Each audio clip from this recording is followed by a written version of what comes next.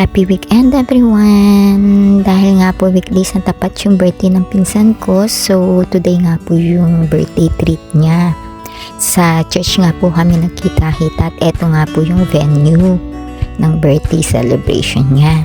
Napaka-weird nga po kasi nasa isang bansa lang kami pero napakadalang namin magkasama-sama at magkita-kita. At minsan nga po, hindi pa mismo sa special day ng bawat isa.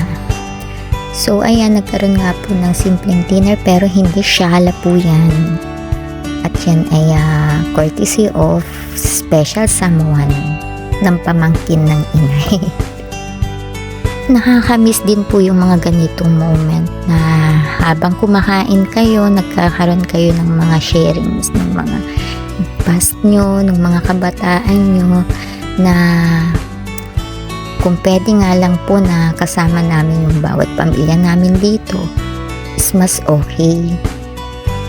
Para sa amin nga po, ito yung mga sandali na hindi mapapantayan since na malayo kami sa pamilya namin at kami-kami lang po yung nandito.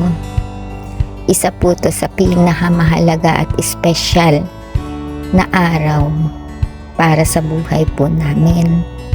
Sobrang na-enjoy nga po namin yung food at napakasulit nga po.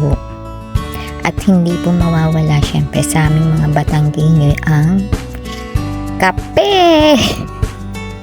Despite of all the struggle, we spent our night na talagang nakalimot kami kahit papano, kahit sandali sa lahat ng stress na meron kami. Mako-consider ko nga na isa to sa unforgettable moment na magkakasama kami. Happiest birthday again, Insan! At kagaya nga ng lagi kong sinasabi sa'yo, hindi man tayo pinagpala sa karangyaan, pero panatilihin na lang yung kabutihan. I love you!